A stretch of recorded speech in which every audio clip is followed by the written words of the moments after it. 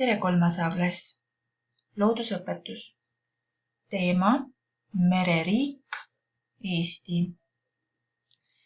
Kui sa nüüd seda pilti vaatad, ehk siis mosaiikpilti, siin on palju erinevaid pilte.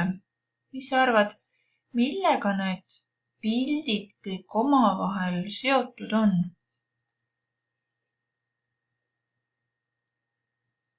Just, et pildid on kõik seotud merega. Ja täna me räägimegi selles, et Eesti on mereriik. Mis siis piltidel on kujutatud? Näiteks sellel esimesel pildil. Siin on kalapüük. Siin on meri. See, mis see on? See on tuletorn. See tuletorn asub Hiiumaal. Sellel pildil me näeme laevaehitust. Sellel pildil on Eesti lipp Väike-Sadamas. Ja see siin nurgas on reisilaev Eesti firma Tallink.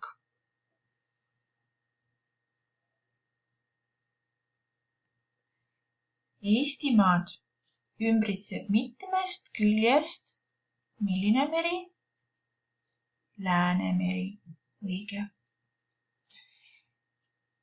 Meie kodumaa rannajoon. See on rannajoon.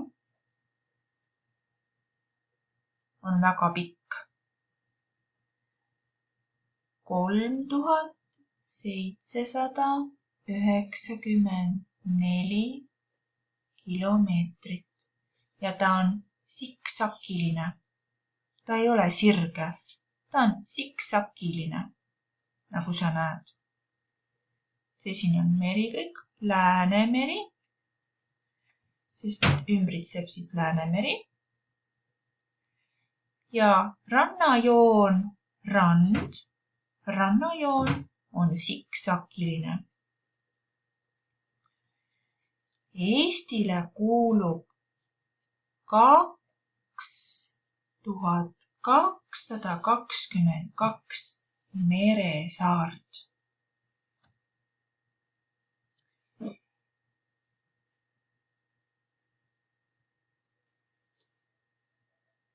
Niisiis on hästi palju saari, meresaared, sellised väiksemad meresaared kuuluvad siis ka Eestile. Milleks siis meri kasulik oli? Või on tänapäeval ka? Mereäärsed alad olid kohad, kuhu tekkisid esimesed Eesti asulad. Meri pakkus soodsaid võimalusi peredele äraelamiseks. Kala ja hülgepüük. Ja eestlased olid ka väga osavad meresõitjad, kavalad kaupmehed ja head laevaehitajad. Nagu ma ütlesin, mereäärsed alad, sealhulgas ka saared, olidki need kohad, kuhu tekkisid esimesed Eesti asulad. Esimene Eesti asula, Pulli. Ja merelähedus pakkus soodsaid võimalusi peretoitmiseks. Ja kõige rohkem siis ammustel aegadel tegeleti kala ja hülgepüügiga. Kui kala püüti peamiselt liha pärast, siis hülgeid mitte. Kuigi ka hülgete liha kasutati toiduks ja söödeti koduloomadele, kütiti neid esmajoones naha ja rasva pärast. Nahka ehk siis hülgenahka kasutati riiete, tekkide, pastelde ehk siis jalanõude valmistamiseks.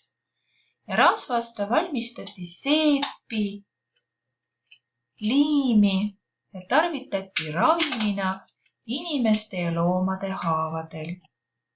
ammustel aegadel kasutas Eesti rannarahvas merel käimiseks paate.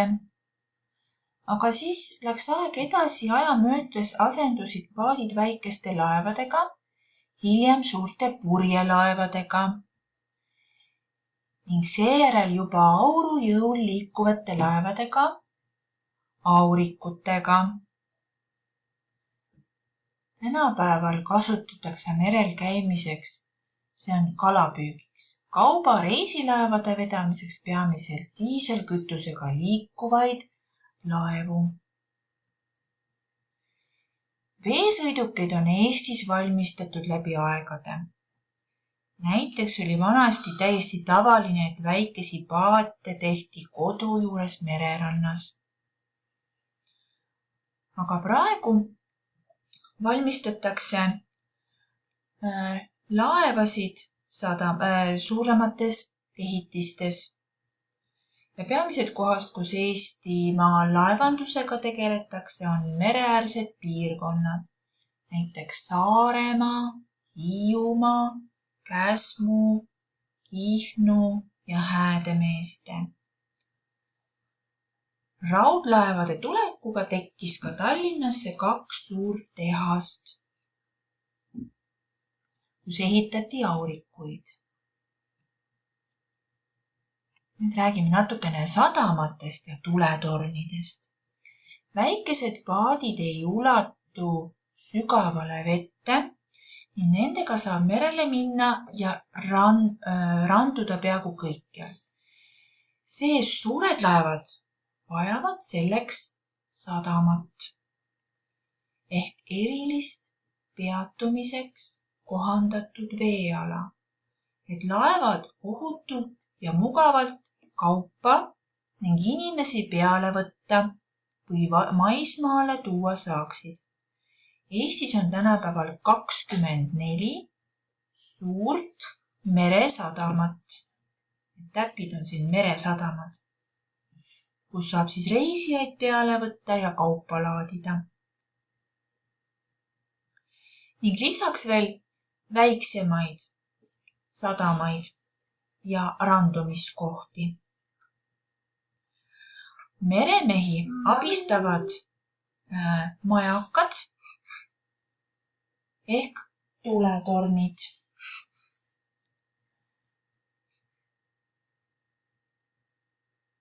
Need on mererannikule ehitatud kõrged hooned, mille otsas põleb tuli. Vanasti põles seal lõkketuli. Tänapäeval vilgub aga torni tipus elektrituli.